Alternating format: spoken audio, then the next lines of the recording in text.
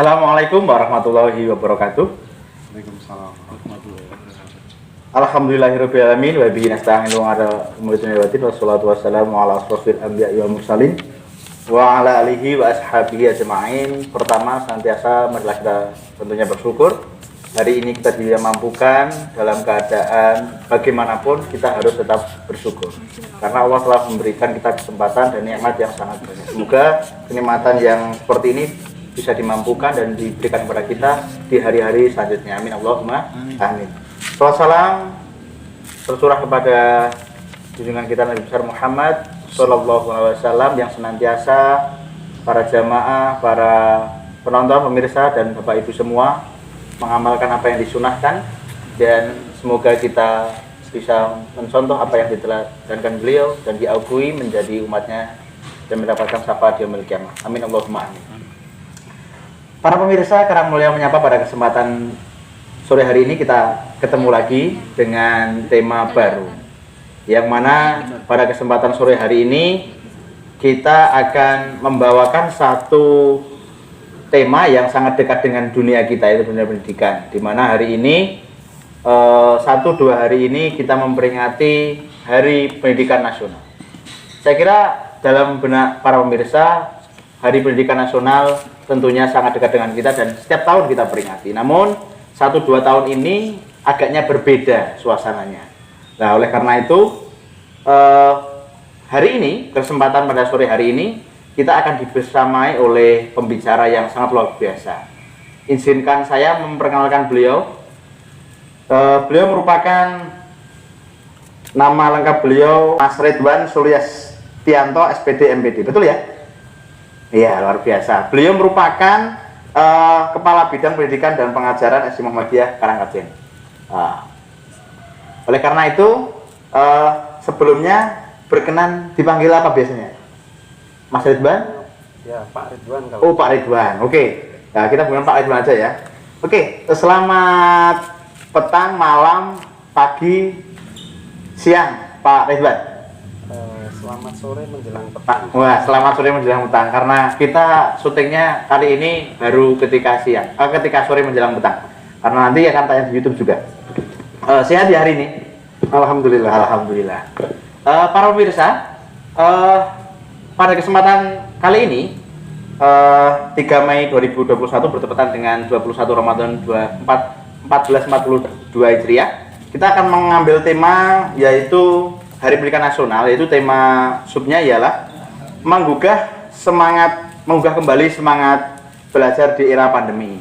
Kita ketahui bahwa 1-2 tahun ini dunia pada umumnya dan Indonesia khususnya kita belajar dari tempat masing-masing karena pandemi belum memperkenankan kita untuk saling bertemu tatap muka, dan bagaimana itu triknya, saya kira Bapak Ibu semua dan para pemirsa, baik itu yang belajar maupun mempunyai putra-putri yang belajar, mempunyai kesulitan tersendiri dalam melakukan pembelajaran dan pendidikan di era pandemi.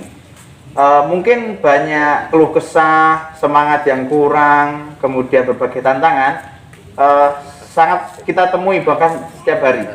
Oleh karena itu, hari ini kita akan membahas secara serius tapi santai bersama beliau yang terhormat Pak Ridwan. Oleh karena itu langsung saja Pak Ridwan, di era pandemi seperti saat ini, mungkin kurang lebih hampir atau lebih 2 tahun ini, hampir 2 tahun ya. 2 tahun ini kita belajar dari rumah, kalau itu anak-anak kemudian belajar BDR, kemudian jauh dari guru, kemudian terkendala kalau di dalam komunikasi, jaringan dan sebagainya. Saya kira kita mempunyai tantangan tersendiri. Mungkin pembelajaran di era pandemi dalam benak seorang Pak Ridwan dan pandangan Pak Ridwan bagaimana? Mungkin bisa dibagikan dengan kita. Monggo. Oke, Assalamualaikum warahmatullahi wabarakatuh. Waalaikumsalam. Bapak Ibu, orang tua, peserta didik dan juga pemirsa yang selalu dirahmati Allah berkaitan dengan pendidikan di masa pandemi. Kita tahu bahwa pandemi merupakan sesuatu yang tidak kita harapkan terjadi karena di dalam pandemi itu sistem pembelajaran kita menjadikan anak-anak mau tidak mau harus belajar dari rumah, dan itu ada suatu nilai ataupun positif dan negatifnya. Kalau kita lihat positifnya yaitu bahwasanya anak-anak lebih bisa dekat dengan orang tua yang dulunya orang tuanya bekerja sampai malam, tiba-tiba ada pandemi yang mengharuskan anak-anak itu untuk bisa belajar di rumah, dan akhirnya ada pendampingan dari orang tua itu. Sementara nanti untuk dampak yang selanjutnya yaitu bagaimana kemandirian anak ini diuji, bagaimana tanggung jawabnya, bagaimana pembelajaran yang mengharuskan anak-anak itu harus menyelesaikan tugas-tugasnya, dan itu juga harus dirasa memberatkan juga, iya. Karena apa? Karena biasanya bagi orang tua yang mungkin bekerja sampai larut malam ataupun orang tua yang super sibuk, itu bisa menjadikan itu suatu hal yang memberatkan. Akan tetapi dalam pandemi ini mau tidak mau, suka tidak suka, anak-anak harus belajar di rumah, dan itu resikonya.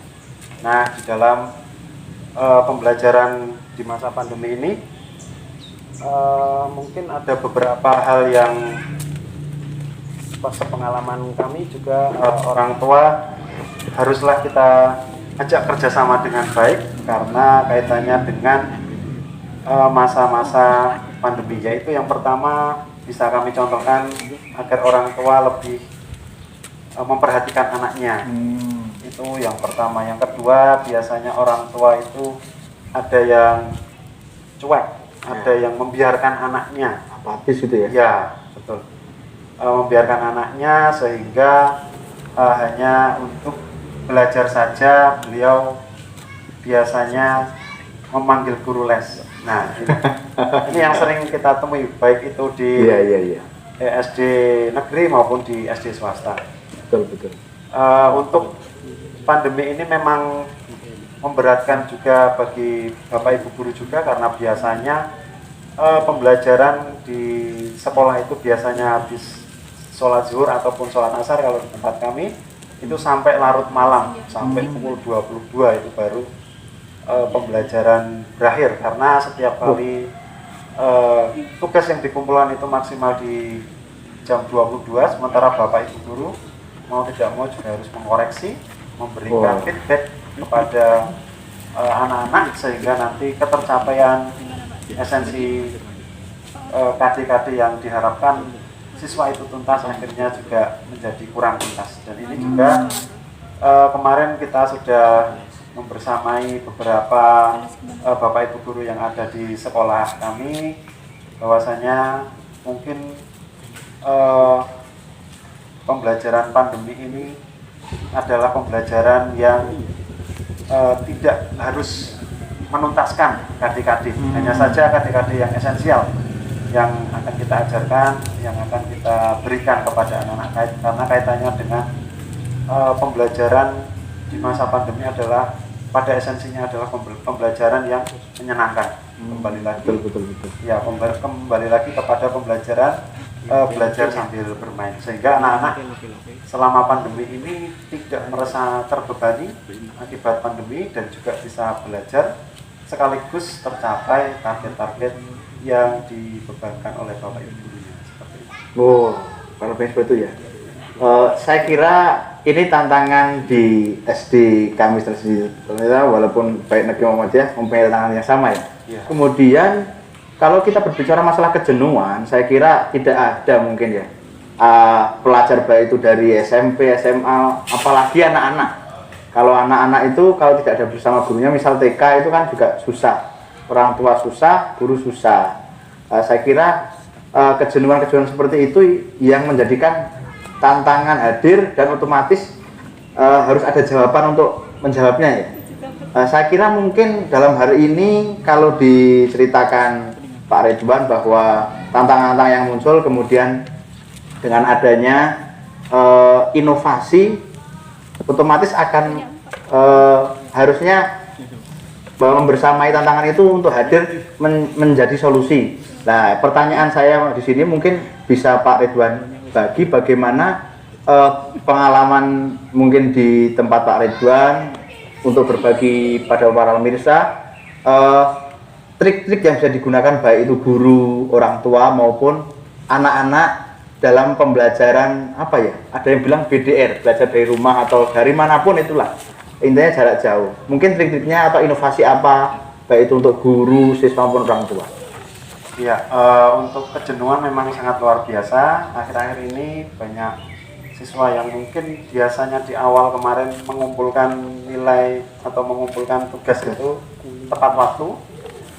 Akhir-akhir ini siswa-siswi terutamanya untuk pengumpulan tugas itu juga sangat kalau saya bisa bilang sudah menemui titik jenuh, menemui kejenuhan, menemui rasa bosan. Setiap kali tugas itu hanya, mohon maaf ya, biasanya cuma difoto terus dikasihkan ke grup paguyuban atau ke grup orang tua sehingga tidak ada penjelasan sama sekali. Nah ini mengantisipasi seperti itu, sepengalaman kami juga banyak guru kami yang kita sedikit paksa untuk mempelajari atau berkaitan dengan IT yang ada di sekolah masing-masing. Bapak Ibu guru kami akan kita fasilitasi bersama untuk bisa mengadakan pelatihan-pelatihan yang kaitannya dengan program IT, yang kaitannya nanti program IT itu akan membentuk ataupun membuat suatu media pembelajaran yang berbeda dengan yang biasanya. Biasanya media pembelajaran yang sering kita gunakan adalah media pembelajaran video pembelajaran, karena dengan video itu baik yang pertama karena kita masih di ranah pendidikan dasar, anak-anak itu sangat suka dengan visualnya, dan audionya visual dengan melihat gurunya, melihat bagaimana cara menerangkannya, itu sudah anak-anak punya feel untuk mengikuti pelajaran yang sebagaimana mestinya. Nah itu yang pertama, melalui video pembelajaran yang nanti biasanya diupload di YouTube sekolah ataupun di YouTube pribadi guru-guru yang secara langsung tidak langsung akan menambah jumlah subscriber yang ada di YouTube itu nanti. Itu yang pertama. Yang kedua, kita juga menggunakan adanya aplikasi yang selanjutnya, yaitu mungkin sudah umum dipakai, yaitu adalah Zoom. Di sekolah kami biasanya Zoom itu per paralel kelas kita agendakan setiap seminggu itu 2 kali. 2 kali Zoom. Yang pertama untuk Zoom mata pelajaran yang dirasa anak-anak itu terbebani, atau Zoom untuk mata pelajaran yang anak-anak itu daya ingatnya ataupun daya untuk mengertinya itu tinggi, seperti matematika, seperti IPA, seperti bahasa Indonesia yang nanti muaranya di ujian nasional ataupun di sekarang namanya SPD itu. SPD betul. Kita arahkan untuk di situ agar menguatkan. Soalnya dengan video anak-anak tidak bisa berinteraksi. Oleh karena itu kita fasilitasi dengan adanya Zoom. Dengan adanya Zoom, kita berikan kesempatan anak-anak yang mungkin dirasa belum paham, belum mengerti materinya, agar bisa berinteraksi langsung kepada Bapak Ibu guru yang sedang mengajar, sehingga dari situ terbangun suatu komunikasi antara siswa dengan guru, sehingga nanti Bapak Ibu guru tahu kekurangan ataupun kelemahan siswa-siswanya, sehingga di pertemuan berikutnya bisa menggunakan strategi pembelajaran yang lain untuk bisa mengantisipasi itu yang kedua. Selanjutnya yang ketiga, mungkin kalau di tempat kami adanya alat untuk mengukur nilai ataupun daya serap pemahaman siswa, itu menggunakan yang mana aplikasi yang namanya G-School. G-School ini adalah selama pandemi ini kita sudah bekerja sama dengan G-School untuk memberikan suatu bahan evaluasi, entah itu nanti penilaian harian, entah itu nanti tugas-tugas ataupun PTS, PAT ataupun PTS itu menggunakan aplikasi G-School, di mana dengan aplikasi G-School yang pertama Bapak Ibu guru terbantu dengan adanya aplikasi karena menggunakan sistem komputerisasi, sehingga untuk koreksi itu lebih mudah. Sementara untuk waktu juga lebih singkat. Itu. Selanjutnya untuk biasanya strategi pembelajaran yang selanjutnya atau yang lain adalah dengan aplikasi yang lain seperti kita contohkan seperti adanya mungkin yang sudah umum Google Classroom ataupun Google Meet yang biasanya pengganti Zoom, karena setiap orang tua itu menginginkan putra-putrinya selama BDR berlangsung itu mempunyai mempunyai rasa ingin tahu terhadap pembelajaran itu sangat tinggi, sehingga bagaimana seorang guru itu bisa mengemas, bisa mengelola pembelajaran selama daring itu ataupun selama BDR itu semaksimal mungkin. Nah itu sepengalaman kami untuk mengajar anak-anak, di mana ada beberapa aplikasi dan juga ada beberapa hal-hal yang sekiranya itu membuat anak itu yang pertama menyenangkan. Karena apa? Karena pandemi ini sangat luar biasa dampaknya bagi anak-anak, apalagi bagi anak-anak yang notabene mempunyai sistem imun yang masih kurang ataupun rendah, sehingga nanti setiap kali tugas yang diberikan Bapak Ibu guru yang berupa cuma foto langsung di-sharekan ke paguyuban itu dirasa mungkin akhir-akhir ini sangat membosankan, sehingga Bapak Ibu perlu mengembangkan inovasi yang lebih baik itu melalui media pembelajaran yang dimana nanti tadi kami sebutkan tentang video, tentang Zoom meeting ataupun yang lainnya, agar peserta didik ataupun siswa-siswi itu merasa senang terlebih dahulu. Artinya peserta didik ataupun siswa juga ada feedback atau umpan balik terhadap apa yang sudah dikerjakan selama ini. Dan untuk orang tua mungkin kesan-kesan triknya yang pertama yaitu selalu mendukung program sekolah dimanapun sekolah berada, karena pada dasarnya sekolah yang berhasil adalah sekolah yang bisa merangkul orang tuanya, karena pada dasarnya pembelajaran yang kita inginkan adalah pembelajaran yang satu visi satu misi, di mana keterkaitan antara sekolah dan orang tua itu juga terfasilitasi. Nah, orang tua di sini yang pertama juga harus selalu mendukung, yang kedua juga biasanya setiap kali pembelajaran berlangsung kami selalu memberikan award, semacam penghargaan kepada orang tua, entah itu bentuknya sederhana, sertifikat, entah itu sertifikat terima kasih telah membersamai selama ini anak-anak, karena pada dasarnya orang tua itu ada yang full membersamai, ada juga yang tadi saya sempat bicarakan di awal tadi, daripada ribet-ribet atau daripada susah-susah biasanya menghadirkan guru les sebagai pendamping putra-putrinya.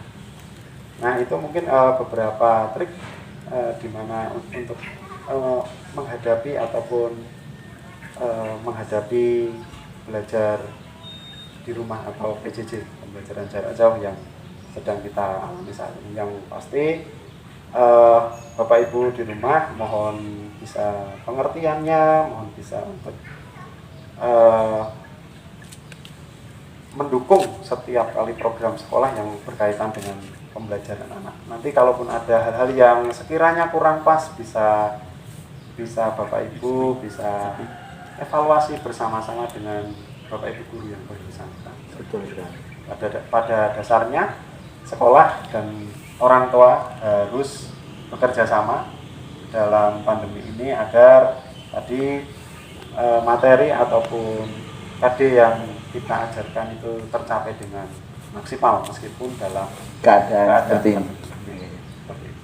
Ya, sangat menarik sekali yang disampaikan Pak Ridwan, bahwa saya kira kita di sini mungkin punya satu isi kepala yang sama bagaimana menghadapi pandemi ini dengan kejenuhan. Itu tadi kalau disampaikan trik-trik bagi Bapak Ibu guru. Kemudian ini muncul pertanyaan Pak Ridwan. Saya kira setiap sekolah kan punya SDM masing-masing dan punya tantangan masing-masing, baik juga termasuk potensi masing-masing. Mungkin khususnya dengan teman-teman SD swasta, saya kira mungkin dengan berbagai semangatnya, muda dan sarana. Mungkin banyak ditemui beberapa SD khususnya negeri, mungkin karena terbatas SDM-nya, kemudian terbatas sarananya jika dibandingkan dengan sekolah-sekolah swasta. Kalau muncul pertanyaan, kira-kira misal taruhlah saya, andaikan saya umur saya sudah 50 sekian, hampir pensiun. Kalau ini contoh aja ya pemirsa ya. Umur saya masih 17 lebih lah, dikit. Sambil gini aja.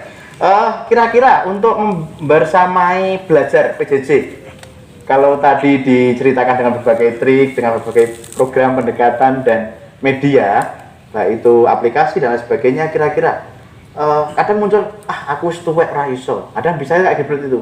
Atau yang penting kita munculkan semangat, yang penting dipaksa dulu, kemudian dicoba dulu pasti. Atau ini muncul mungkin jika ada pertanyaan atau pemikiran di benak beberapa pengajar seperti itu bagaimana? Mungkin tanggapan Pak Ridwan.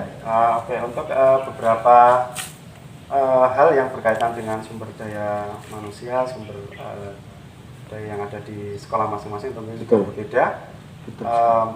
Dibutuhkan beberapa trik mungkin ya di setiap sekolah masing-masing untuk bagaimana BDR itu berlangsung dengan menyenangkan.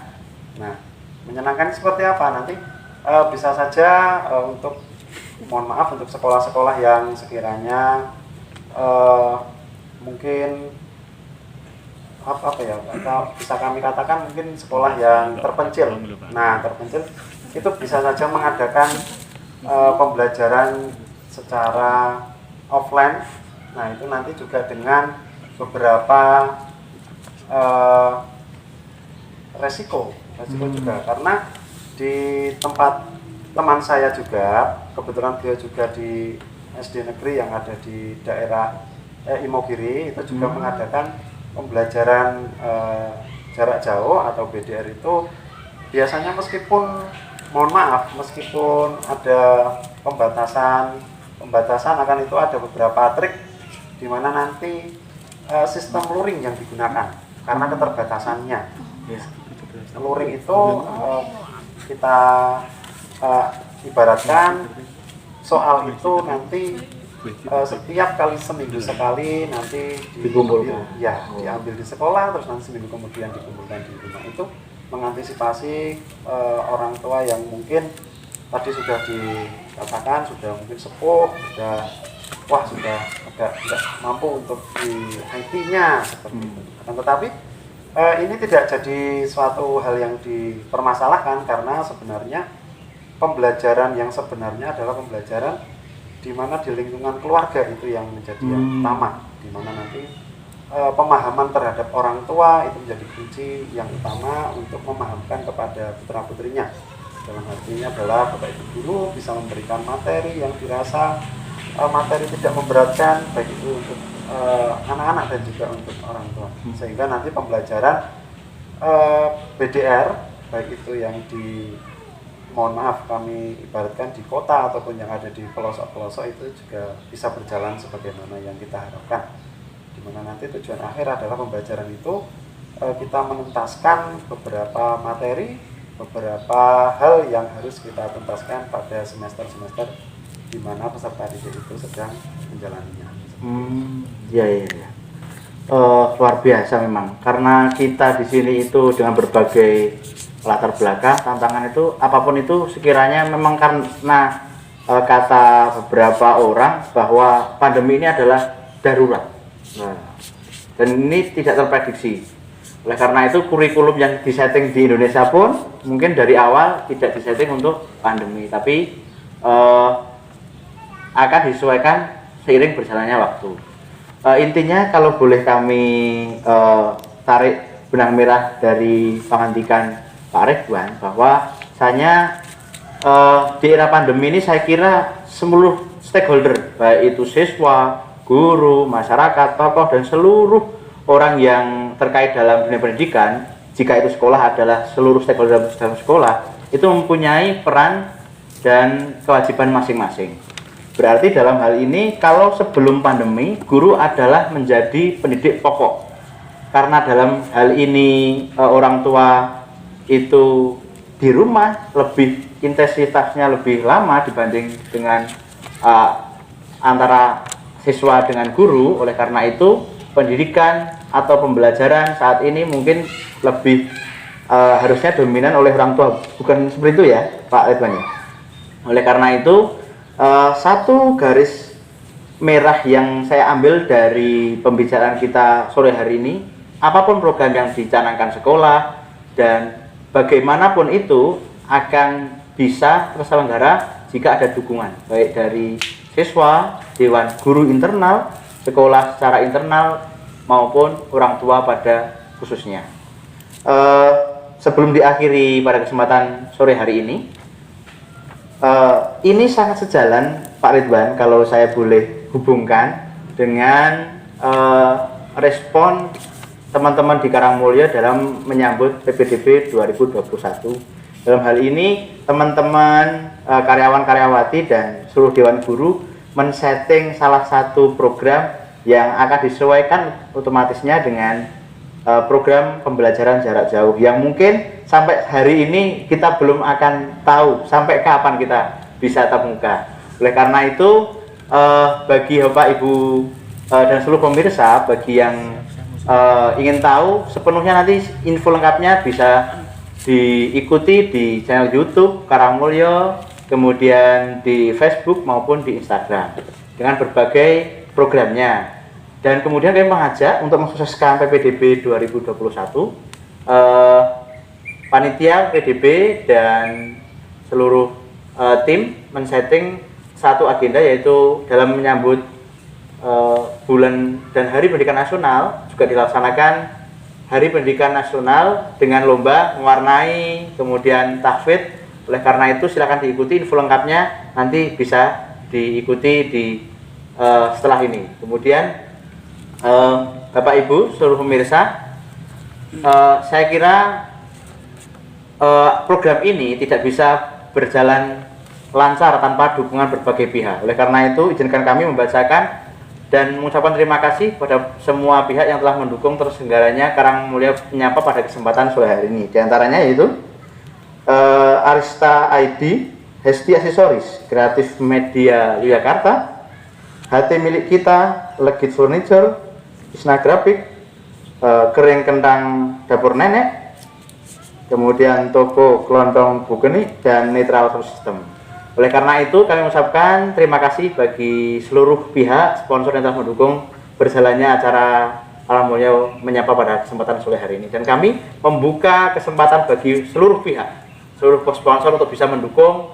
Nanti juga insya Allah akan dipromokan. Syukur bagi nanti kita akan bersama-sama menjalin hubungan dan sama-sama mengembangkan SD ini khususnya dan pendidikan nasional pada umumnya.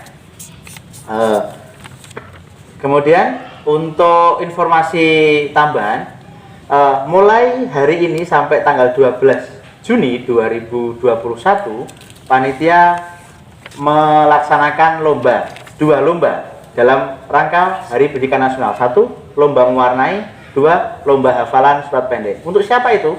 Untuk adik-adik TK RA sederajat. Siapa yang bisa mengikuti? Yang merasa usianya masih TK, RA, baik itu para pemirsa yang punya putra-putri, putra wayah, bisa didaftarkan. Nanti silahkan bisa dilihat pamfletnya setelah acara ini akan ditayangkan, atau nanti bisa mengunjungi Instagram di SD Negeri Karangmulya Yogyakarta. Dan nanti silahkan, tidak harus datang langsung, nanti semuanya bisa di-download dan pengirimannya juga bisa online. Oleh karena itu, dalam rangka membangkitkan semangat belajar di masa pandemi. Untuk TK sederajat khususnya silahkan diikuti dan mari kita semarakkan. Oleh karena itu, izinkan saya di sini mengucapkan terima kasih kepada Pak Ridwan yang telah bersamai. Saya kira apalagi kita dalam keadaan puasa, beliau jauh dari Imogiri ya Pak ya? Iya. Iya, luar biasa. Sudah jauh datang ke sini untuk bersamai Karangmulia Menyapa pada kesempatan hari ini. Insya Allah setiap langkah dan niatnya dihitung pahala, dan termasuk Bapak Ibu para pemirsa juga yang mendengarkan, insya Allah terhitung pahala. Saya Isnanur Saifuddin yang ditunjuk para tim untuk membersamai pada kesempatan hari ini. Mohon maaf kiranya jika setiap tutur kata saya yang saya ucapkan jika ada kesalahan karena saya pribadi, dan jika ada benarnya semata-mata hanya milik Allah. Jika pedang lukai tubuh masih ada harapan sembuh, jika lidah lukai hati, kemana obat hendak dicari. Karangmulia Menyapa, kreatif, inovatif, berkarakter. Terima kasih. Assalamualaikum warahmatullahi wabarakatuh. Sembah nuwun Pak Ridwan.